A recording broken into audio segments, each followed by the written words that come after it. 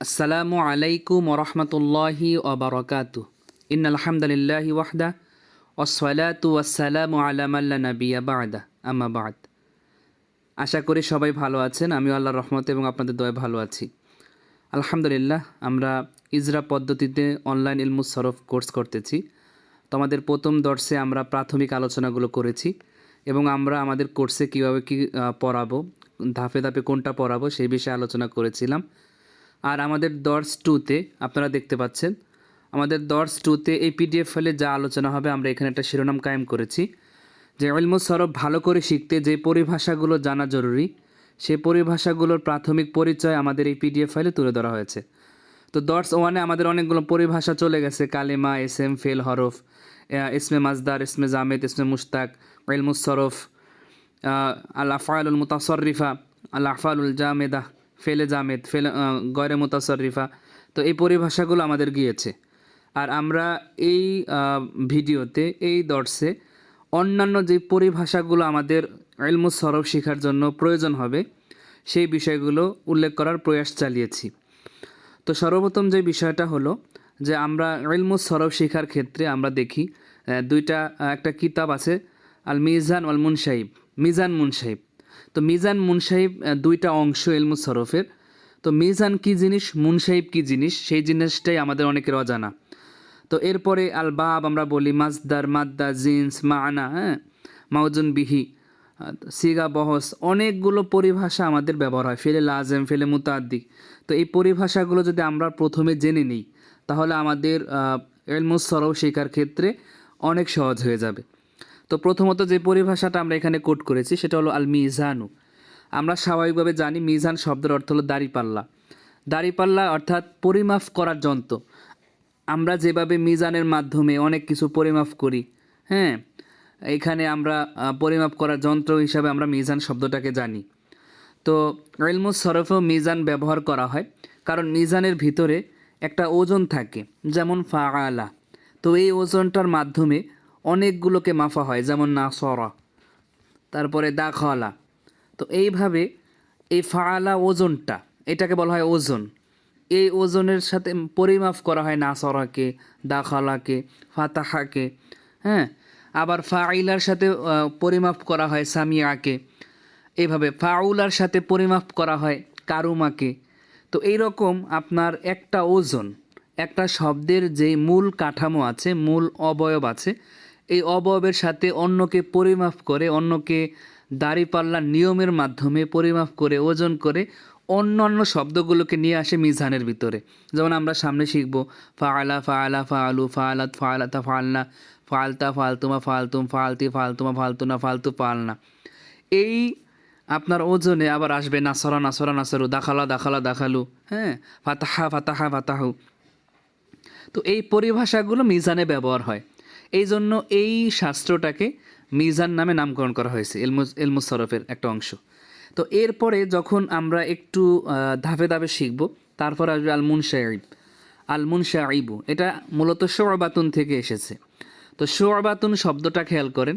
শুআবা শব্দের অর্থ আমরা জানি হলো শাখা, প্রশাখা। শুআবা শব্দের অর্থ হলো শাখা। তো শুআবা থেকে আসছে আল মুনসাইবু, অর্থাৎ ইনশাআবা ইয়ানশাইবু মুনসাইবুন। মুনসাইবুন শব্দের অর্থ হলো শাখা প্রশাখা হওয়া। এই যে কতগুলো শাখা প্রশাখা দেখতেছেন, এরকম শাখা প্রশাখা হওয়া। তো শাখা প্রশাখাটা কীভাবে বুঝবেন? যেমন আমরা মিজানে শিখলাম ফাআলা। তো এই ফাআলার অনেকগুলো শাখা আছে। এই ফাআলার সাথে একটা হামজা কতই ব্যবহার হয়ে এটা হবে আফআলা। এরপরে এটার সাথে একটা তা আর ফা যুক্ত হয়ে হবে তাফাআলা। তারপরে এটার সাথে আলিফ নুন যুক্ত হবে ইনফাআলা। এই যেই আপনার যেই শাখা প্রশাখাগুলো আসে, এইগুলো নিয়ে মুনসাইব আলোচনা করে। তো আমরা জানি, আমরা সামনে শিখব যে বাব, 43 বাব, বাবে সামিয়া, কারুমা, হাসিবা, ফাতাহা, এই যে বাবগুলো আমরা শিখবো, বাবে ফাআল, বাবে ইস্তেফাআল, বাবে ইনফিআল, এই যত বাব আছে 43 বাব, এটা মুনসাইবের ভিতরে আলোচনা করা হয়। আর যেহেতু মূলত মিজানের ভিতরে আপনাকে মূল ফাইল লাম দিয়ে শেখানোর পরে এর শাখা প্রশাখা অনেকগুলো আসবে, আপনার স্ক্রিনে দেখেন। যেমন ফাআলা থেকে আসবে, মনে করেন ফাআলা, বা তাফঈল থেকে ফাআলা। তারপরে এটা যদি বাবে এফাল থেকে আসে তাহলে আফআলা। এই যে যে শাখা প্রশাখাগুলো আছে, এই শাখা প্রশাখাগুলো নিয়ে আলোচনা করে মুনশাইব। যেহেতু এই শাস্ত্রের ভিতরে শাখা প্রশাখা নিয়ে আলোচনা করা হয়, এই জন্য এই শাস্ত্রটাকে বলা হয় মুনশাইব। তো মূলত ইলমুস সরফ এই দুইটা মূল অংশ নিয়ে কিন্তু গঠিত। তো এই জন্য কিতাবের নাম আছে মিজান মুনশাইব, মূলত ইলমুস সরফি। ঠিক আছে। তো এরপরে দেখেন আপনারা যখন ইলমুস সরফ শিখবেন, তো সেইখানে বাব নিয়ে আলোচনা আসবে, আল বাবু। তো আমরা জানি বাব শব্দের অর্থ হলো দরজা। বাব শব্দের অর্থ হলো দরজা। তো এখন এইটাকে বাব নামে নামকরণ কেন করা হলো?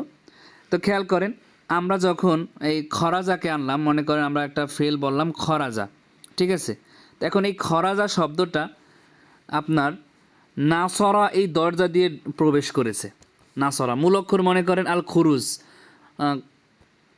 খ র জিম, এই মূল অক্ষরটা নাসরা দরজা দিয়ে, এই নাসরা দরজা দিয়ে নাসরার মতো হয়ে খরাজাতে বের হয়েছে।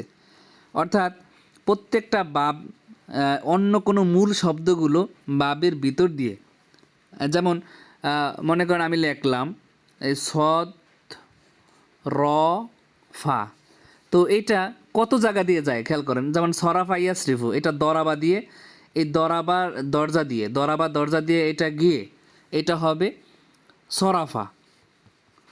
আবার এই সদর ফাকে যদি আমি বাবে তাফঈলের দরজা দিয়ে নিই, তখন এটা হবে সররাফা তাসরিফ, তখন সেটা বাবে তাফঈল থেকে গিয়ে বাবে তাফঈলের আমরা সামনে শিখব যে আইন কালেমায় আপনার হয়, তাসদিদ হয়। তো এটাকে বলা হয় সররাফা। হ্যাঁ, তো এইটা বাবে তাফঈলের দরজা দিয়ে প্রবেশ করেছে, যেন সররাফার রূপটা ধারণ করেছে। তাহলে বাব হলো এমন কতগুলো শব্দের নাম যেগুলোর মাধ্যমে অন্য কোনো শব্দ প্রবেশ করে নিজের একটা অবস্থা দাঁড় করায়। তো এই বাবগুলো হয় 43টা। যেমন আপনি যদি আমরা এখানে যেটা উল্লেখ করেছি দেখেন, যেমন ফাআলা একটি ওজন, ফাউলা, আর এটি বাবে কারুমা থেকে, এই বাবে কারুমা থেকে। তো বাবে কারুমা এটা একটা বাব, একটা দরজা। এই কারুমা দরজা দিয়ে যেই জিনিসটাই প্রবেশ করবে সেটা এই ওজন হবে। যেমন করুবাটা কারুমা দরজা দিয়ে প্রবেশ করেছে, এই জন্য এটা হয়ে গেছে করুবা। আবার মনে করেন বা আইন দাল, এটা কারুমার দরজা দিয়ে প্রবেশ করলে হয়ে যাবে বাউদা। তাহলে এই যে যে দরজাগুলো, এই অনেকগুলো দরজা আছে, 43টা দরজা আছে, যেগুলোকে বলা হয় 43 বাব। তো আমরা সামনে ইনশাল্লাহ ধারাবাহিকভাবে শিখব। এরপরে মুসলিমুন শব্দটা এটা কোন দরজা দিয়ে যুক্ত হয়েছে? মুসলিমুন শব্দটা ইফআলুন নামক দরজা দিয়ে, মুফঈলুন ওজনে। কারণ ইফআলুন যে বাবটা আছে, এই বাবের ভিতরে আবার অনেকগুলো দরজা আছে। যেমন মাজির হইল আফআলা, মুজারের হইল ইউফঈলু। তো এগুলোর যে ওজনগুলো আছে মাউজন ইউফঈলু। হ্যাঁ, তো ইউফঈলু দিয়ে যদি প্রবেশ করে আফআলা দিয়ে প্রবেশ করলে হয়ে যাবে কি আসলামা। ইউফঈলু দিয়ে প্রবেশ করলে হবে কি, মানে মূল বাব হইল কিন্তু ইফআল, আফআলা।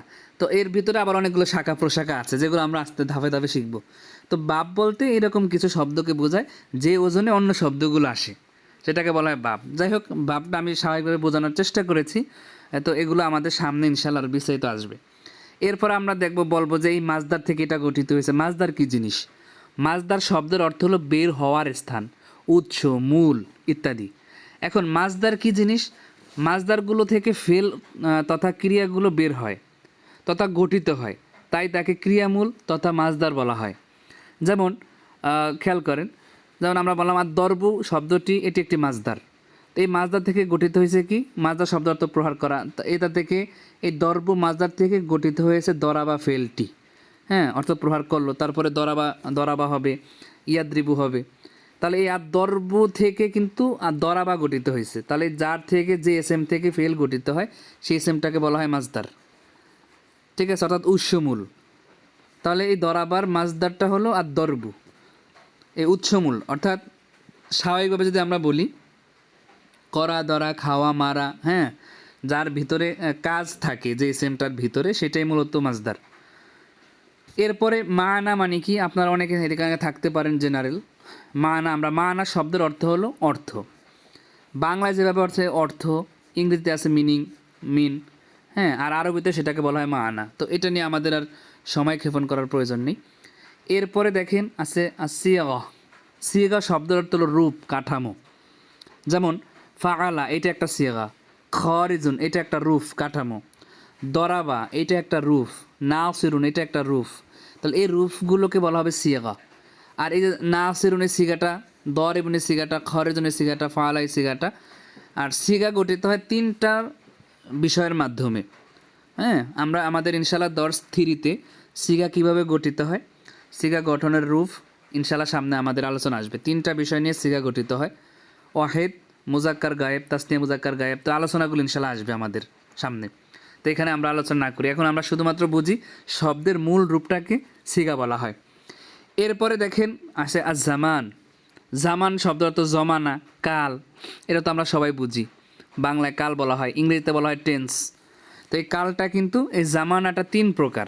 জামানাটা তিন প্রকার। একটা হলো মাউদি, আল মাউদি অর্থাৎ অতীতকাল, যেটা পাস্ট, অতীত হয়ে গেছে, সেটাকে আরবিতে বলা হয় আল মাউদি। অতীতকালীন ক্রিয়াগুলোকে ফেলে মাজি বলে।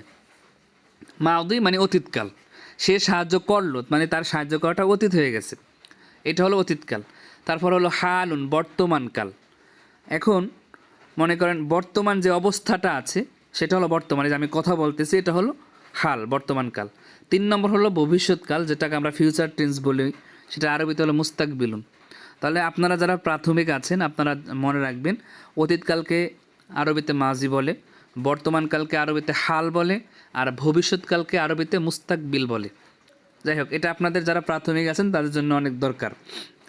এরপরে ফেল। ফেল কী জিনিস? ফেল শব্দের অর্থ হলো কাজ, কর্ম, ক্রিয়া। স্বাভাবিকভাবে বলতে গেলে আমরা দৈনন্দিন জীবনে যা করি সব কিছুই ফেল। আপনি ঘুম থেকে উঠে ঘুমানো পর্যন্ত যেই কাজগুলো করবেন সবগুলো কিন্তু ফেল। আমি ঘুম থেকে উঠলাম, তাহলে আমার ওঠাটা একটা ফেল। আমি উজু করলাম, এটা একটা ফেল। আমি তাহাজ্জুদ নামাজ পড়লাম, এটাও একটা ফেল। আমি ফজরের নামাজ পড়তে গেলাম, এটাও একটা ফেল।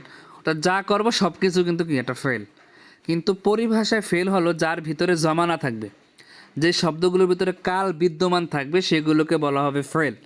যার ভিতরে কাল বিদ্যমান থাকে, যেমন আকালা অর্থ সে খেলো, সে বক্ষণ করলো, তাহলে সে অতীতকালে খেয়েছে, তাহলে আকালা শব্দের ভিতরে অতীতকালটা পাওয়া যায়, এই জন্য আকালা শব্দটা ফেল হবে। তারপরে ইয়া কুলু, হ্যাঁ, সে খায় বা খাবে, তাহলে ভবিষ্যতে সে খায় অথবা সে ভবিষ্যতে খাবে, তাহলে এটা হবে ভবিষ্যৎকাল বোঝাচ্ছে, এজন্য এটা ফেল হবে। এরপরে এই ফেলগুলো অর্থ এবং কাল হিসাবে ফেল 4 প্রকার। খেয়াল করবেন, ফেলের অনেক দৃষ্টিকোণ থেকে প্রকার আছে, আমাদের এখানে জানা দরকার। অর্থ এবং কাল হিসাবে ফেল 4 প্রকার। কি কি? 1 নম্বর হলো আল ফাইলুল মাউদি, অতীতকালীন ক্রিয়া। আর যে ফেলটার ভিতরে অতীতকাল পাওয়া যাবে সেটা হবে ফেলে মাজি। অতীতকাল পাওয়া গেলে সেটাকে বলা হবে ফেলে মাজি। যেমন নাসারা, সে সাহায্য করলো। কানা খরাজা, সে বের হয়েছিল, সে সাহায্য করলো, সে বের হয়েছিল। দেখেন, এই নাসরা, কানা খরাজা, বের করলো, সাহায্য করলো আর বের হয়েছিল, দুইটার ভিতরে অতীতকাল পাওয়া যায়। তাহলে কানা খরাজা নাসরা, এই ফেলটাকে আমরা বলবো ফেলে মাজি, অতীতকালীন ক্রিয়া। আর যেই ফেলটার ভিতরে বর্তমান ও ভবিষ্যৎকাল পাওয়া যায়, যেই ফেলটার ভিতরে বর্তমান ও ভবিষ্যৎকাল পাওয়া যায় সেটাকে বলা হবে আল ফাইলুল মুদারে, সেটাকে বলা হবে আল ফাইলুল মুদারে। আর বর্তমান বা ভবিষ্যৎকালের কোনো কাজ করা বা হওয়া বোঝালে উক্ত ফেলকে আল ফাইলুল মুদারে বলা হবে। যেমন ইয়ানসুরু, সে সাহায্য করে বা করতেছে বা করবে, করে, করতেছে বা করবে। অর্থাৎ বর্তমান এবং ভবিষ্যৎকালীন যত ধরনের অর্থ আছে তার ভিতরে হবে কি আপনার, সেটা হবে ফেলে মুজারে। আখরুজু, আমি বের হচ্ছি বা হব বা হই, তাহলে আমি এখন বের হচ্ছি, ভবিষ্যতে বের হব, তাহলে আখরুজু এই ফেলটা আল ফাইলুল মুদারে। এরপরে অনেক সময় আমরা আদেশ করি, বর্তমান বা ভবিষ্যৎকালে কোনো কাজ করা বা হওয়ার আদেশ বোঝালে উক্ত ফেলকে বলা হবে ফেলে আমর। যেন আমি বললাম উনসুর, তুমি সাহায্য করো, উখরুজ, তুমি বের হও। এই যে আমি আদেশ করেছি, আমি অর্ডার করেছি, এই জন্য এটাকে বলা হবে ফেলুল আমর। তো এগুলো বিষয়গুলো আপনারা যারা আগে থেকে জানেন তো আলহামদুলিল্লাহ, যারা নতুন জানতেছেন তারা অবশ্যই এগুলো মুখস্থ করে নেবেন। এরপরে 4 নম্বর হলো ফেলুন নাহি, অর্থাৎ নিষেধ সূচক ক্রিয়া। আপনি কাউকে কোনো কাজ করতে না করবেন, বর্তমান বা ভবিষ্যৎকালের কোনো কাজ না করা বা না হওয়ার নির্দেশ বুঝালে উক্ত ফেলকে ফেলুন নাহি বলে। লা তানসুর, তুমি সাহায্য করিও না। লা তাখরুজ, তুমি বের হয়ও না। এগুলোকে বলা হবে ফেলে নাহি। তাহলে আমরা ফেলের ভিতরে 4টা অপশন পেলাম। অতীতকালীন ক্রিয়া হলে সেটাকে বলবো আমরা ফেলে মাজি, বর্তমান অথবা ভবিষ্যৎকালীন ক্রিয়া হলে সেটাকে আমরা বলবো ফেলুল মুদারে, আর আদেশ সূচক হলে সেটাকে আমরা বলবো ফেলুল আমর, আর নিষেধ সূচক হলে সেটাকে আমরা বলবো ফেলুন নাহি।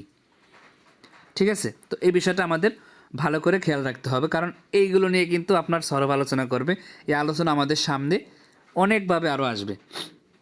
এরপরে দেখেন যে বিষয়টা, যে ফাইল। এখন ফাইল কি জিনিস আপনার আসবে, যে এটার ভিতরে ফাইল জানা গেছে, এটার ভিতরে ফাইল জানা যায় নাই। তো এই পরিভাষাটা আপনার অনেকভাবে আসবে। তো ফাইল কি জিনিস সেটা আমাদের ভালো করে জানতে হবে। ফাইল শব্দের অর্থ হলো কর্তা, যার মাধ্যমে ফেল তথা কাজ সম্পাদন হয় তাকেই ফাইল বলা হয়। যার মাধ্যমে ফেল তথা কাজ সম্পাদন হয় তাকেই ফাইল বলে। যেমন রহিম প্রহার করলো, তাহলে আমি যদি বলি রহিম প্রহার করলো, তো প্রহারটা কে করলো, কার মাধ্যমে প্রহার করা বিষয়টা সম্পাদন হইল, রহিমের মাধ্যমে, তার মানে এখানে রহিমটা হবে ফাইল। আবার আমি বললাম যে আমি ভাত খাই, তাহলে ভাত খাওয়া বিষয়টা কার মাধ্যমে সম্পাদন হইল, আমার মাধ্যমে, তাহলে আমিটা হলাম ফাইল। তুমি বাজারে যাবে, বাজারে কে যাবে, তুমি, তাহলে তুমি হলে ফাইল। ঠিক আছে, তো এইভাবে আমরা ফাইলটা নির্ণয় করব। এরপরে আপনি আরেকটা পরিভাষা পাবেন, সেটা হলো আল ফাইলুল মারুফ, আল ফাইলুল মাজহুল। এখন আল ফাইলুল মারুফ কী জিনিস, যদি উক্ত কাজটার ভিতরে, উক্ত ফেলটার ভিতরে, অর্থাৎ যে কাজটা আছে যার ভিতরে কাল আছে, সেই কাজটার ভিতরে যদি ফাইল উল্লেখ থাকে, তাহলে সেই ফেলটাকে বলা হবে ফেলে মারুফ। যেমন আমি বললাম আকালা, সে খেলো। এখন সে খেলো যখন আমি বললাম, দেখেন যে খাইছে সে কিন্তু বাক্যে উল্লেখ আছে, সে যেহেতু বাক্যে উল্লেখ আছে, তাহলে আকালা ফেলটা হবে ফেলে মারুফ। যেহেতু ফাইল বাক্যে উল্লেখ আছে, ফাইল জানা যায়, এখানে যেহেতু ফাইল জানা যায়, এই জন্য এই ফেলটাকে বলা আল ফেলুল মারুফ, অর্থাৎ এই ফেলটা হলো ফেলে মারুফ। আবার এটাকে আল ফেলুল মালুমও বলা হয়। আপনারা যখন আরবি কিতাবাদি পড়বেন, সেখানে এই আল ফেলুল মারুফটাকে লেখা থাকবে আল ফেলুল মালুম, একই জিনিস। কিন্তু বাক্যের ভিতরে ফাইল জানা গেলে সেটা হবে ফেলে মারুফ। এখন আপনার এটা কেন প্রয়োজন দেখেন, দরাবা আমরা যখন সামনে শিখব, দরাবা অর্থ সে প্রহার করলো, সে প্রহার করলো। আর আমি যখন লিখব দুরিবা, আর তাকে প্রহার করা হলো, তাকে প্রহার করা হলো। তো এখন এই দুইটার ভিতরে একটু খেয়াল করেন, দরাবা অর্থ সে প্রহার করলো, দুরিবা অর্থ তাকে প্রহার করা হলো। সে প্রহার করলো, এখানে কিন্তু যে প্রহার করছে সে বাক্যে আছে, তার মানে এইটা হলো ফেলে মারুফ। তো ফেলে মারুফ যখন আপনি এটার আরবি করতে যাবেন, তখন আপনাকে কাঠামো সিগা রুফটা লিখতে হবে দরাবা। তার মানে আপনি যদি বাংলায় না বুঝেন যে বিষয়টা ফেলে মারুফ, তাহলে আরবিটা আপনি কিন্তু লিখতে পারবেন না। তাহলে আপনি যেহেতু বুঝলেন যে সে প্রহার করলো, এটা আরবি আমি লিখতে হবে ফেলে মারুফ, যেহেতু ফাইল জানা গেছে, তাহলে ফেলে মারুফের কাঠামোটা আপনি লিখবেন। আবার যখন আপনি আরবিতে কাঠামোটা আমরা ইনশাল্লাহ সামনে শিখবো ফেলে মারুফ, আমরা তো এই জন্যই সরফ শিখতেছি। তো যখন আমি জানবো যে এই দরাবা ফেলটা, এটা হলো ফেলে মারুফের কাঠামো, দরাবাটা ফেলে মারুফের কাঠামো, তাহলে আমার এটার যখন আমি বাংলা করব, বাংলা করার ক্ষেত্রে আমার লক্ষ্য করতে হবে ফাইলটা উল্লেখ হয়েছে কিনা। দরাবা অর্থ যদি আমি বলি তাকে সাহায্য করা হলো, তাহলে কে সাহায্য করছে সেটা কিন্তু উল্লেখ নাই।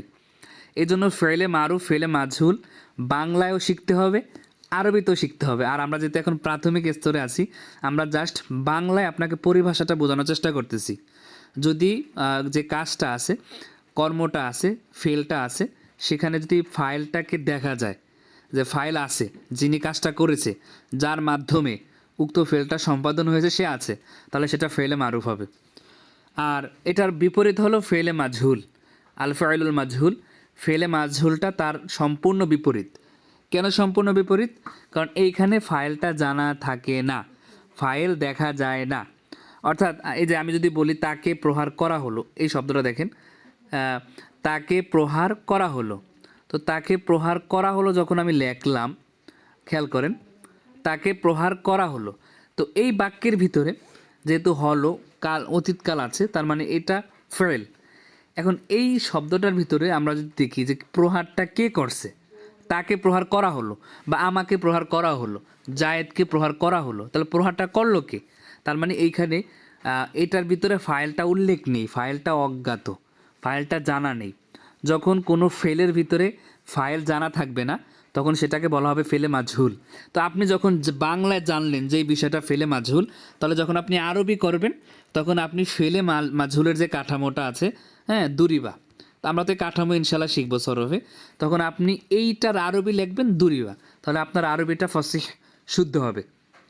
আবার যখন আপনি আরবিতে শিখলেন যে এটা হলো দুরিবা, হলো ফেলে মাজহুল, তাহলে আপনাকে এমনভাবে অনুবাদ করতে হবে যার ভিতরে ফেলে মাজহুলের অবস্থাটা ফুটে ওঠে। যেমন আপনি তখন বলবেন, যদি বলেন সে প্রহার করলো, এটার অনুবাদ করলেন সে প্রহার করলো, বা দুরিবা জায়দুন, জায়েদ প্রহার করলো, তাহলে আপনি কিন্তু জায়েদকে অটোমেটিক ফাইল বানিয়ে দিয়েছেন, জায়েদ প্রহার করলো। তাহলে বাক্যে যেহেতু ফাইল উল্লেখ আছে, তাহলে এটা দুরিবা জায়দুন, এটা ফেলে মারুফ, কিন্তু ফেলে মারুফের কাঠামো তো ভাই এইরকম না, তাহলে আপনার বাক্যটা ভুল। তাহলে বাংলায় আমাদেরকে ফেলে মারুফ মাজহুলটা বুঝতে হবে, আরবিতেও মারুফ মাজহুলটা বুঝতে হবে। যখন আমি উভয়টা বুঝবো তখন আমি বাংলা থেকে আরবি করতে আমার জন্য সহজ হবে, আরবি থেকে বাংলা করতে আমার জন্য সহজ হবে। ঠিক আছে? তো আমরা এগুলো ধাপে ধাপে শিখবো। জাস্ট এইখানে মনে রাখতে হবে যেই ফেলটার ভিতরে ফাইল জানা যায় না সেটাই ফেলে মাজহুল। এরপরে খেয়াল করেন, এটাকে বলা হয় যে ফাইল উল্লেখ থাকা না থাকার বিবেচনায় ফেল দুই প্রকার। ফেলের ফাইলের বিবেচনায়, ফেলের ফাইল বাক্যে থাকা না থাকার বিবেচনায় ফেলটা দুই প্রকার, একটা হলো ফেলে মাজহুল আর একটা হলো ফেলে মারুফ। তাহলে আশা করি ফেলে মারুফ মাজহুলের বিষয়টা আপনারা ভালো করে উপলব্ধি করেছেন। এখন এই এসটি যদি আপনি মনে করেন যে আমি তো ফেলে মাজহুল বাংলায় বুঝলাম, আরবিতে কীভাবে হবে, তাকে সাহায্য, আমি বললাম যে তাকে সাহায্য করা হলো। এখন তাকে সাহায্য করা হলো এটা তো বুঝলাম যে যে সাহায্য করছে সে বাক্যে নাই, কিন্তু এটা আমি আরবি কিভাবে করব? ভাই আপনি আরবি কিভাবে করবেন ইনশাআল্লাহ কয়েকটা দর্শ গেলে আপনি সুন্দর করে এটা আরবি করতে পারবেন, সুন্দর করে এটা বাংলাও করতে পারবেন ইনশাআল্লাহ। ঠিক আছে? এখন জাস্ট পরিভাষাটা জানেন। এরপরে দেখেন লাযিম আল মুতাআদ্দি, এই বিষয়টা আমাদের অনেকবার ব্যবহার হবে।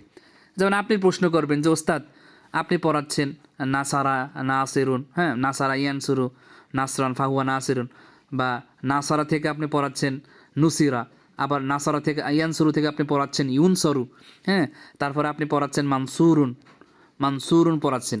কিন্তু যখন আপনি দাখালা গেলেন তখন কিন্তু আপনি মাদখুলুন পড়াচ্ছেন না। আবার যখন আপনি খরাজায় যাবেন, খরাজা তো আপনি মাখরুজুন পড়াচ্ছেন না। এটা কেন হয় না? এটা কেন আপনি পড়ান না? এটা কেন আপনি দেন না? তখন আমি কি বলবো উত্তরে, যে মাখরুজুনটার মাজদারটা মাজদারে লাজেম, এই জন্য মাখরুজুন হয় না। আল খুরুজু মাজদারটা মাজদারে লাজেম, আর মাজদারে লাজেম থেকে ফেলে মাজহুলও হয় না, ইসমে মাফউলও হয় না, নাহুর পরিভাষায় যে মাফউলুন বিহি আছে সেটাও হয় না। আবার যখন মুতাআদ্দি হবে তার ফেলে মাজহুলও আসবে, ইসমে মাফউলও আসবে, নাহুর পরিভাষায় যে মাফউলুন বিহি আছে সেটাও আসবে। তো এখন আমি যে আপনাকে বললাম যে এই মাজদারটা লাজেম এই জন্য এগুলো হয় নাই, এই মাজদারটা মুতাআদ্দি এই জন্য এগুলো হয়েছে, তাহলে লাজেম এবং মুতাআদ্দি বিষয়টা আপনাকে জানতে হবে কি না? অবশ্যই জানতে হবে। খেয়াল করুন, অনেক গুরুত্বপূর্ণ একটা বিষয়, সহজে আমরা ধরে নিব। তো লাজেম মুতাআদ্দির অর্থের দিকে আমরা না তাকাই, লাজেম শব্দ তো আবশ্যককারী, মুতাআদ্দি শব্দের অর্থ এরকম একটা কিছু আছে অর্থ, তো আমরা শাব্দিক অর্থের দিকে না তাকিয়ে পারিভাষিক অর্থটার দিকে তাকাই। দেখেন কিছু কিছু মাজদার থেকে ফেলে মাজহুল ও ইসমে মাফুল গঠিত হয় না, উক্ত মাজদারগুলোকে মাজদারে লাজেম হয়, মাজদারে লাজেম। আর এই মাজদারে লাজেম থেকে যেই ফেল গঠিত হয় তাকে বলা হয় আল ফাইলুল লাজেম। কিছু কিছু মাজদার থেকে ফেলে মাজহুল, ফেলে মারুফ, ইসমে মাফুল সব কিছুই গঠিত হয়, উক্ত মাজদারগুলোকে বলা হয় মাজদারে মুতাআদ্দি। আর মাজদারে মুতাআদ্দি থেকে যেই ফেল গঠিত হয় তাকে বলা হয় ফেলে মুতাআদ্দি। বুঝলাম বাংলা কথা, যে লাজেম মুতাআদ্দি থেকে, লাজেম থেকে ফেলে মাজহুল, ইসমে মাফউল এগুলো গঠিত হয় না। আমি কিভাবে বুঝবো যে মাজদারটা লাজেম হলো নাকি মাজদারটা মুতাআদ্দি হলো? তো মাজদারে লাজেম এবং মুতাআদ্দি নির্ণয় করার সহজ একটা উপায় আমি এখানে বলে দিয়েছি।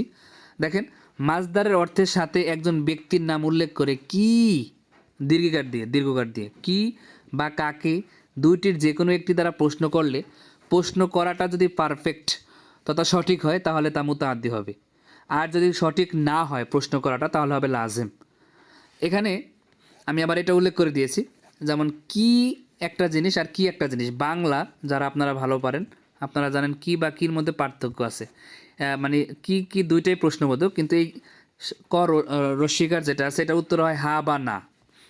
যেমন তুমি কি খাইছো, হ্যাঁ খাইছি। তুমি কি খাইছো, না খাই নাই। আর যদি বলি তুমি কি খাইছো, তখন আপনি উত্তরে কি বলবেন? আমি ভাত খাইছি। তুমি কি খাইছো? এ জায়েদ তুমি কি খাইছো? আমি মাছ খাইছি। এ জায়েদ তুমি কি খাইছো? ভাই আমি তো সৌদি আরব থাকি, আমাদের এখানে ভাত মাছ কম খাওয়ানো হয়, আমি রুটি খাইছি। তাহলে এই কির মাধ্যমে যে কোনো একটা এস এম আসে, কিন্তু এই স্বাভাবিক যখন রস্বীকার কি বলি তখন হ্যাঁ বা না আসে। তো ফেলে লাজেম মোতাদি নির্ণয় করার ক্ষেত্রে এই রস্বীকারের কি না, এই দীর্ঘকারের যে কিটা আছে, হ্যাঁ এই দীর্ঘকারের কিটা ব্যবহার করবেন, অথবা কাকে। এই দুইটার মাধ্যমে দেখেন, এখন মাছদারটা নেবেন আপনি, সহজে বুঝেন। যেমন আমি একটা মাছদার নিলাম, আর নাসরু সাহায্য করা। এই সাহায্য করা মাছদারটা আমি নিলাম, সাহায্য করা, খেয়াল করেন সাহায্য করা। এখন আমি এখানে মনে করেন আনলাম জায়েদ। জায়েদ তো সব জায়গায় উপস্থিত থাকে, হাজির নাজির ব্যক্তি। হ্যাঁ, নাহু বলেন সরব বলেন যেখানে বলেন না কেন জায়েদ হাজির। এই জন্য আমি বলি জায়েদ হাজির নাজির ব্যক্তি। আবার সে জালেমও। নাহু পড়তে গেলে দেখবেন আমরের যেই পিঠা টানান দেয়, দরাবা জায়দুন আমরান, দরাবা জায়দুন আমরান, আমরের পুরা মাধ্যম বানায় দেয়। ঠিক আছে, যাই হোক আমরা ওইদিকে না যাই, আপনাদের সময়ের মূল্য আছে। এরপরে দেখেন এখন জায়েদ সাহায্য করলো। এখন আমি প্রশ্ন করব জায়েদ কি সাহায্য করলো? জায়েদ কি সাহায্য করলো? অথবা আমি প্রশ্ন করলাম জায়েদ কাকে সাহায্য করলো? খেয়াল করেন, যে কোনো একটা দিয়ে মিললেই হয়ে যাবে, পারফেক্ট হলে, প্রশ্নটা সঠিক হলে। জায়েদ কাকে সাহায্য করলো? এখন দ্বিতীয় প্রশ্নটা দেখেন কত সুন্দর মিলে যায়। প্রশ্নটা হয় জায়েদ কাকে সাহায্য করলো? জায়েদ আমরকে সাহায্য করলো, জায়েদ রহিমকে সাহায্য করলো, জায়েদ বকরকে সাহায্য করলো। তাহলে কি বা কাকে দ্বারা, যখন আমি মাছদারের সাথে এমন একটা ব্যক্তি এনে প্রশ্ন করব, সেই প্রশ্নটা যদি পারফেক্ট হয়, প্রশ্নটা যদি মিলে যায়, তাহলে আমরা সেটাকে বলবো, সেই মাছদারটাকে বলবো মাছদারে মুতাআদ্দি। সেই মাছদারটাকে আমরা কি বলবো? আবার খেয়াল করেন, কি বা কাকে দ্বারা প্রশ্ন করলে প্রশ্নটা যদি সলভ হয়ে যায়, প্রশ্ন করাটা যদি সঠিক হয়, তাহলে সেই মাছদারটা হবে মাছদারে মুতাআদ্দি। আর ওই মাছদার থেকে ফেলে মাজহুলও হবে, ইসমে মাফউলও হবে, নাহুর মাফুল বিহিও হবে। এখন শুধুমাত্র খেয়াল করবেন, কিন্তু আমরা আরেকটা মাছদার নিই। যেমন মনে করেন আমি নিলাম আল খুরুজু। আমি আল খুরুজু নিলাম। আল খুরুজু শব্দটা, খুরুজু শব্দের অর্থ হলো বের হওয়া। আমি কিন্তু বের করা লিখি নাই, বের করা আবার আরেকটা। আল ইখরাজু শব্দের অর্থ হবে বের করা, আর খুরুজু শব্দের অর্থ বের হওয়া। তো আমি যখন বের হওয়া নিলাম, এখন আমি বলবো জায়েদ কি বের হলো? প্রশ্ন করব জায়েদ কি বের হলো? জায়েদ কি বের হলো, হ্যাঁ বা না, সেটা কিন্তু হবে না, কি দীর্ঘিকার দিয়ে বলতে হবে। জায়েদ কি বের হলো? বের হলো। এখন এই প্রশ্নটা যখন আমি করলাম, আপনি দেখেন জায়েদ কি বের হলো, প্রশ্ন মিলে না, উত্তর তো আসবেই না। জায়েদ কাকে বের হলো, তাও মিলে না প্রশ্ন। যেহেতু এই মাছদারের মাধ্যমে প্রশ্নটা মিলে না, তাহলে এই মাছদারটা হবে মাছদারে লাজেম। আল খুরুজুটা হবে মাছদারে লাজেম। আল খুরুজু হবে মাছদারে লাজেম। আর মাছদারে লাজেম থেকে ফেলে মাজহুল ইসমে মাফুল গঠিত হয় না। তো ফেলে মাজহুল কীভাবে গঠন করা হয়, ইসমে মাফউল কীভাবে গঠন করা হয়, সেটা আমরা আমাদের কোর্সের ভিতরে শিখব। আল খুরুজু থেকে মাখরুজুন ইসমে মাফুল হবে না, ইউখরজু ফেলে মাজহুলও হবে না।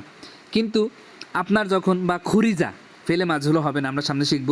অর্থাৎ যত ধরনের বহজ থেকে যত ধরনের ফেলে মাজহুল আছে সেগুলো হবে না।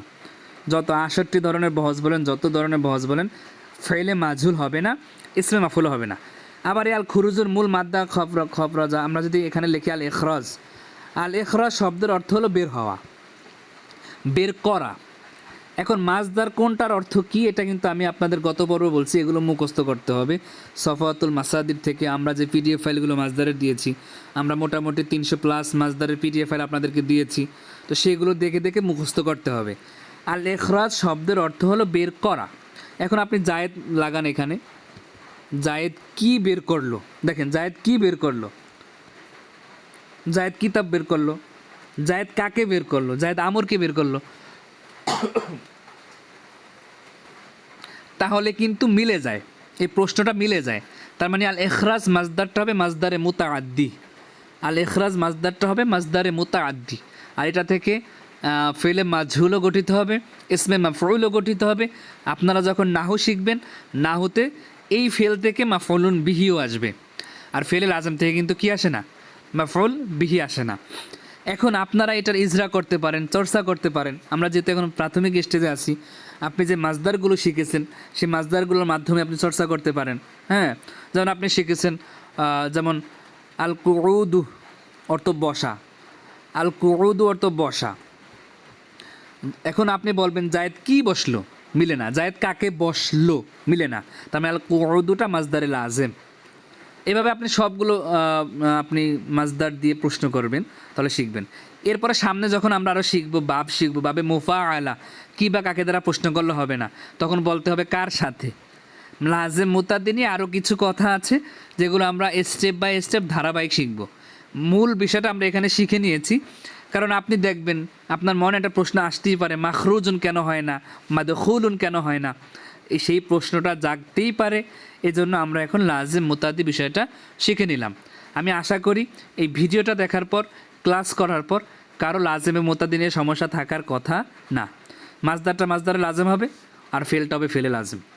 আচ্ছা, এরপরে আপনারা চর্চা করবেন। হ্যাঁ, যদি কোনো বিষয় না বুঝেন, কোনো বিষয় অস্পষ্ট থাকলে যে কোনো সময় হোক, রাত 1টার সময় হলেও আপনি প্রশ্ন করবেন। যদি আমি সজাগ থাকি, উত্তর দেওয়ার চেষ্টা করব। আমাদের সবসময় ইনশাল্লাহ পাশে পাবেন। এরপরে আসবে অনেক সময় দেখবেন আল ইসবাত আর নফি। ইসবাত নফি পরিভাষাটা অনেক আসবে, যেমন ইসবাত ফেলে মাজি মুতলাক মারুফ, ইসবাত ফেলে মাজি মুজারে মারুফ। ইসবাতটা কী জিনিস? হা বোধক যে বাক্যগুলো আছে, হা বোধক যে বাক্যগুলো আছে সেগুলোকে বলা হয় ইসবাত, আর না বোধক বাক্যগুলোকে বলা হয় নফি। সহজে হা বোধক বাক্যকে বলা হবে ইসবাত, হা বোধক বাক্যকে বলা হবে ইসবাত, আর না বোধক বাক্যকে বলা হবে নফি। জায়েদ বাদ খেলো, ইসবাত। জায়েদ বাদ খেলো না, নফি। আমি বাড়ি যাই, ইসবাত। আমি বাড়ি যাই না, নফি। তাহলে না বোধক বাক্যগুলো হবে নফি, হা বোধক বাক্যগুলো হবে ইসবাত। এই ইসবাতকে অনেক সময় মুসবাতও বলা হয়, নফিকে অনেক সময় মানফিও বলা হয়।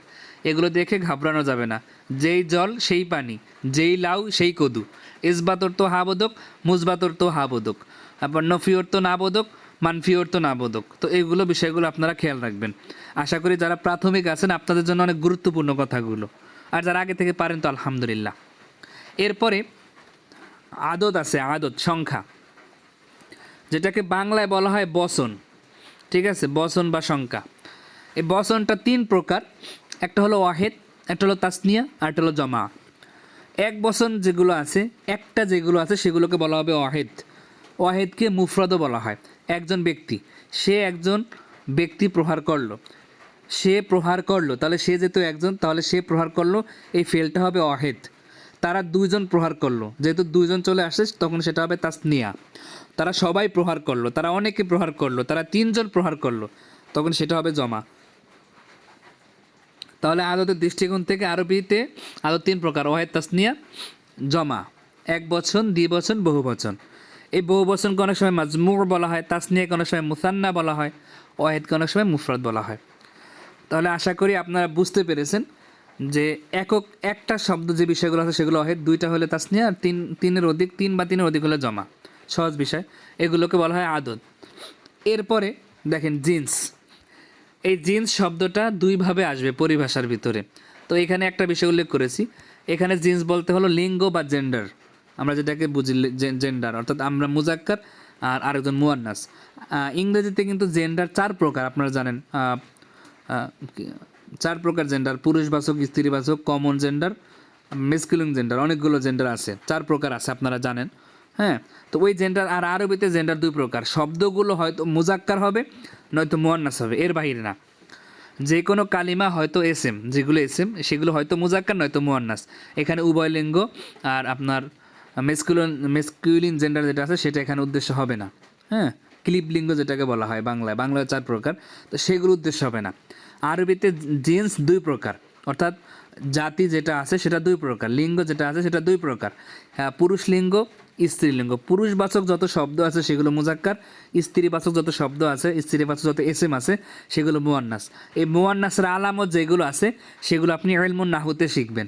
কিন্তু এখন স্বাভাবিকভাবে যখন কোনো ফেল আসবে, ফেলের ফাইলটা যদি মুজাক্কার হয় তাহলে সেই ফেলটাকে আপনি মুজাক্কার বলবেন, আর ফেলের ফাইল কর্তা যদি মুয়ান্নাস হয় তাহলে সেই ফেলটাকে আপনি মুয়ান্নাস বলবেন। তো সেই হিসাবে আমাদের মুজাক্কার মুয়ান্নাসের পরিভাষাটাও জানতে হবে, এই জন্য আমাদের পিডিএফ ফাইল উল্লেখ করেছি। এরপরে আরেকটা বিষয়, গুরুত্বপূর্ণ বিষয়, যেটা হলো আশাখসু। শাখ শব্দের অর্থ হলো পুরুষ, ইংরেজিতে বলা হয় পার্সন। এই পুরুষ বলতে কিন্তু মুজাক্কার না, এই যে আপনি মুজাক্কার পড়ে আসছেন এই মুজাক্কার না।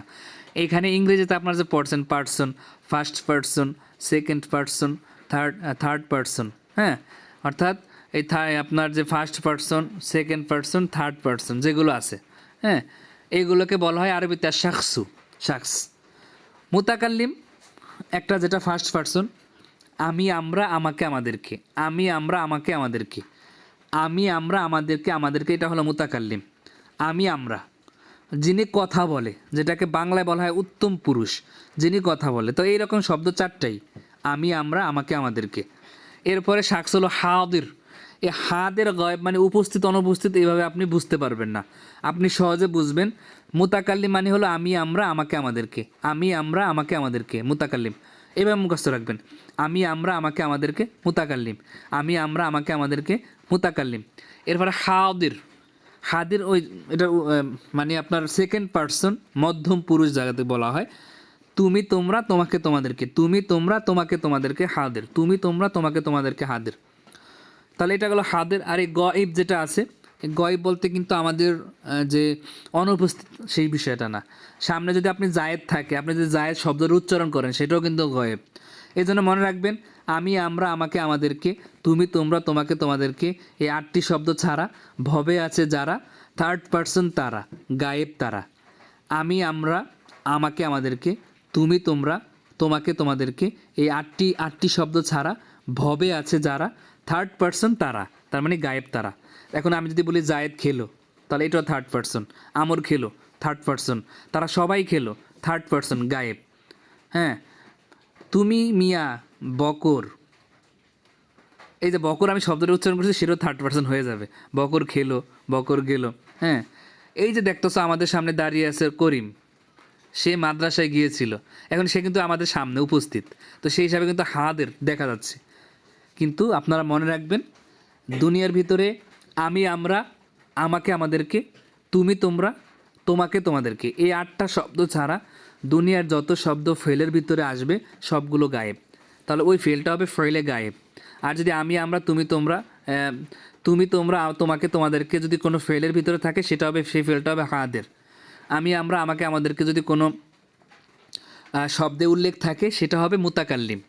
তাহলে আশা করি গায়েব, হাদের, মুতাকাল্লিম এই বিষয়টা আপনাদের কোনো সমস্যা হবে না ইনশাআল্লাহ। এরপরে দেখেন একটু কঠিন বিষয়ের ভিতরে আমরা যাচ্ছি, সেটা হলো আল বাহসু, বহস। আমরা তো মাঝে মধ্যে হুজুররা আরেক হুজুরের সাথে বহস করি, হ্যাঁ, আবার অনুসন্ধান করি। অনেকে মানাহিজুল বাহস, মানাহিজুল মুহাদ্দিসিন, বহস, গবেষণা, থিসিস, যে অ্যানালাইসিস যে বিষয়গুলো আছে, সেগুলো কিন্তু আমরা বহস বলি। অনেক সময় মুসান্নেফরা বলে হা হুনা বাহসুন, এখানে অনেক বড় একটা অনুসন্ধান, গবেষণার বিষয় আছে। এই বহস শব্দের অর্থ হলো অনুসন্ধান করা, গবেষণা করা, খোঁজা। তবে আরবি ব্যাকরণে, সরফে বহস বলতে তা উদ্দেশ্য নয়। বহস বলতে কি, এটি সিগারের ভিতরে 3টি বিষয় সমষ্টিকে সাধারণত বহস বলে। একটি সিগার ভিতরে 3টা বিষয়ের সমন্বয়কে বহস বলে। বহস নিয়ে আলোচনা আমাদের সামনে আসবে ইনশাল্লাহ। তারপরে এখানে অল্প একটু বলে দিই যে বহস, উক্ত ফেলটি হাবোধক নাকি নাবোধক, উক্ত ফেলটি মাজি নাকি মুজারে, নাকি আমর নাকি নাহি, উক্ত ফেলের ফাইল উল্লেখ আছে কি নাই, এই 3টা বিষয় নিয়ে বহস গঠিত হয়। আমাদের সামনে বিস্তারিত আলোচনা আসবে এই 3টা বিষয় নিয়ে। দেখেন, আমি লিখলাম যে সে সাহায্য করে বা করবে, সে সাহায্য করে বা করে, তাহলে এটা হাবোধক না নাবোধক, হাবোধক। তাহলে 1 নম্বর পেলাম হাবোধক, হাবোধক। এরপরে উক্ত ফেলটি মাঝি, মুজার, নামও না নাহি, যে সে সাহায্য করে বা করবে, যেহেতু বর্তমানে এবং ভবিষ্যৎকাল, তাহলে সেটা ফেলে মুজারে, ফেলে মুদারে। এরপরে 3 নম্বর, এই বাক্যের ফাইল জানা আছে না নাই।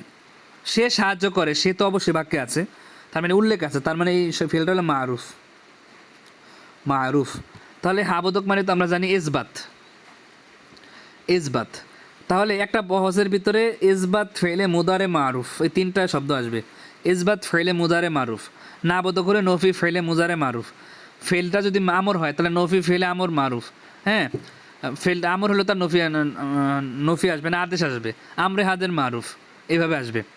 ঠিক আছে, তো এইভাবে মোটামুটি আমরা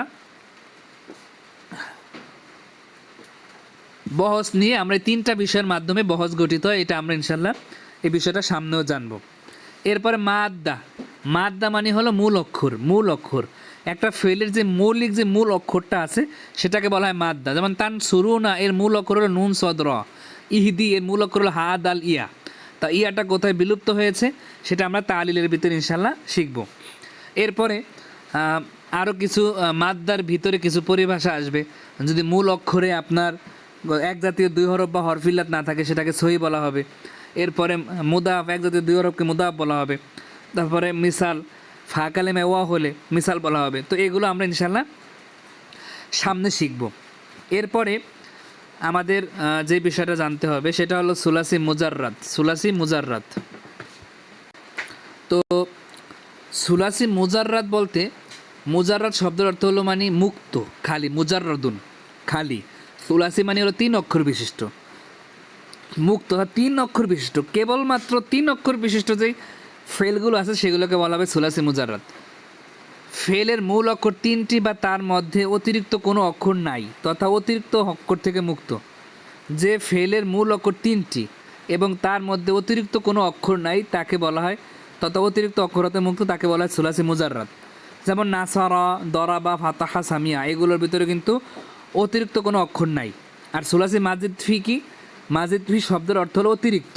যে ফেলের মূল অক্ষর 3টি এবং তার মধ্যে অতিরিক্ত অক্ষরও আছে তাকে বলা হয় মাজিদ ফি। যেমন দেখেন, আমরা মাদ্দা গঠন করার নিয়মও শিখব ইনশাল্লাহ ধাপে ধাপে। ইস্তান সরা, এটার মূল অক্ষর কিন্তু নুন সদ র। এই নুন সদ র হলো মূল অক্ষর, কিন্তু ইস্তান সরার ভিতরে কিন্তু আলিফ সিন তা অতিরিক্ত আছে। ইজতানাবার মূল অক্ষর হলো জিম নুন বা, এখানে কিন্তু আলিফ এবং তাটা অতিরিক্ত, কিন্তু মূল অক্ষর 3টা। আক্রমার ভিতরে মূল অক্ষর হলো কাফ র বা, কাফ র মিম, কিন্তু এখানে হামজাটা অতিরিক্ত। তাহলে এগুলোর মূল অক্ষর 3টা কিন্তু তার ভিতরে অতিরিক্ত আছে, এই জন্য এটাকে বলা হবে সুলাসি মাজিদ ফি। রুবাই মুজাররাদ, যার মূল অক্ষর 4টা সেটাকে বলা হবে রুবাই মুজাররাদ, মূল অক্ষর 4টা। যেমন বা সারা, বা আইন সা র মূল অক্ষর, দাল হা র জা এটা মূল অক্ষর। তাহলে এই মূল অক্ষর যেহেতু 4টা এটাকে বলা হবে রুবাই মুজাররাদ। মূল অক্ষর 4টা কিন্তু অতিরিক্ত কিছু যুক্ত হয়েছে সেটাকে বলা হবে রুবাই মাজিদ ফি। ইব্রান শাকা, এটার মূল অক্ষর হলো বা রা শিনকা, শিনকাপ, আলিফ এবং নুন অতিরিক্ত হয়েছে। তাসার বালা, সিন র বালামত মূল অক্ষর, আর তা অতিরিক্ত হয়েছে। তো এইগুলো আমরা ধাপে ধাপে শিখব, মূল অক্ষর কীভাবে বের করতে হয়, অতিরিক্ত কীভাবে হলো। আমরা যখন বাপ নিয়ে আলোচনা করব তখন এই আলোচনাগুলো আমাদের ক্লিয়ার হয়ে যাবে। তো এরপরে আমরা সরফ বুঝলাম, তাসরিফ, অনেক সময় আসবে তাসরিফ। হ্যাঁ, তাসরিফ আর সরফ একই জিনিস, অর্থাৎ রূপান্তর করা। তাসরিফটা পাবে তাফঈল থেকে আর সরফটা পাবে দরাবাইয়া দ্রিবু থেকে, জাস্ট এতটুকু। তো এটা আমরা ইনশাল্লাহ সামনে শিখব। এরপরে আরেকটা পরিভাষা আপনারা পাবেন, সরফে সগির, সরফে কাবির। সরফে সগির কী জিনিস, সরফে কাবির কী জিনিস? সরফে সগির হলো ছোট সরফ। এখন ছোট সরফ কী জিনিস? আপনি যখন শিখবেন ফেলে মাজি, ফেলে মুজারে, ফেলে আমর, ফেলে নাহি, ইসমে ফায়েল, ইসমে মাফুল, ইসমে তাবদিল, ইসমে সিফাতে মুশাব্বাহ, ইসমে ফায়েল মুবালাগা, এই সবগুলোর সংক্ষিপ্ত রূপটাকে আপনি একসাথে নিয়ে আসবেন। এই যে সবগুলো সংক্ষিপ্ত রূপটাকে একসাথে নিয়ে আসেন, এটাকে বলা হয় সরফে সগির। প্রত্যেকটা বহস থেকে তার মূল সিগাগুলো সংক্ষেপে নিয়ে আসা। নাসরা ইয়ানসুরু, উনসুর, লাতানসুর, নাসিরুন, মানসুরুন। ফেলে মাজি আনছে, ফেলে মুজারে, আমর, নাহি, ইসমে ফাইল, ইসমে মাফুল সবগুলো একসাথে নিয়ে আসছে, এটাকে বলা হবে সরফে সগির। আর সরফে কাবির কী জিনিস? কোনো নির্দিষ্ট বহসের পূর্ণ রূপকে সরফে কাবির বলা হয়। নাসরা ফেলে মাজি, বাস এটার যেগুলো সিগাগুলো আছে একসাথে বলবেন। নাসরা, নাসরা, নাসারু, নাসারত, নাসারতা, নাসারনা, নাসারতা, নাসারতুমা, নাসারতুম, নাসারতে, নাসারতুমা, নাসারতুনা, নাসারতু, নাসারনা, এটাকে বলা হবে সরফে সগির। ইয়ানসুরু, তাহলে ইয়ানসুরের ভিতরে যে বহসগুলো আছে, ইয়ানসুরু, ইয়ানসুরান, ইয়ানসুরুনা, তানসুরু, তানসুরান, ইয়ানসুরনা, তানসুরু, তানসুরানা, তানসুরুনা, তানসুরিনা, তানসুরানা, তানসুরনা, আনসুরুন, আনসুরু। ইনশাল্লাহ আপনারা কয়েকদিন পরে এগুলো পারবেন। তো এটা হলো সরফে কাবির। উনসুর আছে, উনসুর দিয়ে আমরা হাজার মারুফ, উনসুর, উনসুরা, উনসুর, উনসুরি, উনসুরা, উনসুর না। লাতানসুর আসছে, লাতানসুর, লাতানসুরা, লাতানসুরু, লাতানসুরি, লাতানসুরা, লাতানসুর না, এই যেগুলো আছে। নাসিরুন দিয়ে তার ভিতরে যেগুলো আছে নাসিরুন, নাসিরান, নাসিরুন, নাসিরাতুন, নাসিরাতান, নাসিরাতুন, মানসুরুন, এগুলো অর্থাৎ প্রত্যেকটার আলাদা আলাদা যে বিস্তারিত যে বহজগুলো আছে, যে শিখাগুলো আছে, সেগুলোকে আলাদা আলাদা শিখাকে বলা হয় সরফে কাবির। আর প্রত্যেকটা বহজ ফায়াল ইসে মাহুল প্রত্যেকটার মৌলিক যেই রূপটা আছে, সংক্ষিপ্ত রূপটাকে একসাথে নিয়ে আসাকে বলা হয় সরফে সগির। তো এগুলো আস্তে আস্তে ধাপে ধাপে শিখবেন। তো এই পরিভাষাগুলো আপনাদের সরফ শেখার জন্য প্রয়োজন হবে, এই জন্য আমরা পরিভাষাগুলো আগে উল্লেখ করেছি, একটা দর্শে আমরা কায়েম করেছি পরিভাষাগুলোর উপরে। এরপরে আপনাকে অনেক সময় আসবে যে তুমি সরফ শিখছো, তাহকিক পারো কি না। এখন আপনি হাঁ করে তাকিয়ে থাকবেন যে তাহকিকটা কী জিনিস। আবার তাহকিক শব্দের অর্থ হলো বিশ্লেষণ করা, যে কোনো বিষয় বিশ্লেষণ করে জানাকে তাহকিক বলা হয়। আপনি যে কোনো বিষয়কে বিশ্লেষণ করে শিখবেন, বিশ্লেষণ করে জানবেন। কোনো বিষয়কে বিশ্লেষণ করা, আপনি নাহু নিয়ে আলোচনা করেন, সেটার বিশ্লেষণধর্মী আলোচনা করবেন। তারপরে আপনি একজন জুমার খুতবা দিবেন, বিশ্লেষণধর্মী আলোচনা করবেন, এটাকে বলা হয় বিশ্লেষণ করা। এই বিশ্লেষণ করা বিষয়টাকে আরবিতে বলা হয় তাহকিক। এই তাহকিক শব্দটা ইলমুস সরফের পরিভাষা আসলে কি হবে, আপনি পুরো সরফে যে বিষয়গুলো শিখছেন সেটা একটা সিগার ভিতরে আনতে পারেন কি না। যেমন দেখেন, আমরা এখানে না আবুদু শব্দটা কোট করেছি। না আবুদু একটা ফেল, আমরা ইবাদত করি বা করব। এখন এই না আবুদু নিয়ে কতগুলো কথা আসতে পারে। আপনি জানছেন যে না আবুদু সিগা, আর এই সিগাটা হলো জমায় মুতাকাল্লিম, আপনি সামনে ইনশাল্লাহ আমরা শিখবো। এরপর না আবুদু বহসটা হলো ইসবাত ফেলে মুজারে মারুফ। তারপর না আবুদু বাপটা কি, না আবুদুর বাপটা হলো নাসারাইয়ান শুরু। না আবুদুর মাজদারটা কি, না আবুদুর মাজদারটা হলো আল ইবাদাতু, মাজদার থেকে না আবুদুটা এসেছে। এরপর না আবুদুর মূল অক্ষর কি, না আবুদুর মূল অক্ষর হলো আইন বা দাল, আর এখানে নুনটা তো আলামতে মুজারে, ফেলে মুজারে। না আবুদুর মাউজুন বিহিটা কি, না আবুদুর মাউজুন বি হলো নাফউলু। আমরা এগুলো সামনে শিখবো ইনশাল্লাহ। এটার জিন্স কি, এই জিন্স আর ওই জিন্স কিন্তু এক না। ওই জিন্স হলো ফাইল হিসাবে আপনার কি চলে যাবে, যে জিন্স হিসেবে ফাইল হিসাবে, ফাইলটা মুজাক্কার না মুআন্নাস সেই জিন্স। আর এই জিন্স হলো অক্ষর হিসাবে, মূল অক্ষর। মূল অক্ষরের ভিতরে যদি হরফিল্লাতে এক জাতীয় দুই হরফ না থাকে সেটা হয় সহি। হরফিল্লাত হলে সেটা মুতালের প্রকার, মিসাল, আজব, না কেসে যাবে। আর যদি এক জাতীয় দুই অক্ষর হয় সেটা মুদাআফ হবে। আমরা ইনশাল্লাহ দাফে দাফে এই বিষয়গুলো শিখব। এরপরে এই মাজদারটার অর্থ কি, মাজদারটার অর্থ হলো ইবাদত করা। আর মূল এই যেটা নিয়ে আমাদের এত আয়োজন, আমরা তো না আবুদুর অর্থটা কি হবে সেটাই আমাদের মূল শিখার বিষয়। কোরআনে তো আর সব নাই, কোরআনে তো সব দরকার নাই। না আবুদু শব্দের অর্থ যে আমি পেলাম, আমরা ইবাদত করি বা করব, এই বিষয়টা পাওয়ার জন্য আমরা কিন্তু এতগুলো বিষয় শিখছি। না আবুদু শব্দের অর্থ আমরা ইবাদত করি বা করব, এই বিষয়টা জানার জন্য আমাকে তাহকিকের সাথে এই বিষয়গুলো জানতে হয়েছে। তাহলে মোটামুটি আমরা ইবাদত করি বা করব আমরা শিখলাম, এইটাকে বলা হয় তাহকিক। আপনি যখন আমরা ইবাদত করি বা করবো এটার আরবি লিখতে যাবেন, তখন আপনি যে না আবুদু লিখবেন, এই জন্য এই তাহকিকগুলো আপনাকে শিখতে হবে। যারা আমরা জেনারেল আছি, আমাদের ভয় পাওয়ার কোনো কারণ নাই। ইনশাল্লাহ আমরা ধাপে ধাপে এই বিষয়গুলো শিখবো। আপনারা আমাদের সাথে থাকেন, ইনশাল্লাহ এক পর্যায়ে গিয়ে দেখবেন আপনিও পারেন। আর যারা মাদ্রাসা ব্যাকগ্রাউন্ডের আছেন, আপনারা যারা পূর্বে থেকে অতটা ভালো করে জানাশোনা ছিল না, ইনশাল্লাহ আমাদের সাথে থাকেন শেষ পর্যন্ত, দেখবেন এক পর্যায়ে এসে এগুলো আপনার কাছে পানি হয়ে যাবে ইনশাল্লাহ। আমরা চেষ্টা করতেছি, আল্লাহ তাআলা আমাদেরকে কবুল করুক। কথা বলতে একটু কষ্ট হচ্ছিল, এই জন্য হয়তো ভাষাগুলো তাড়াতাড়ি হয়ে গেছে, গলাটা ভেঙে গেছে।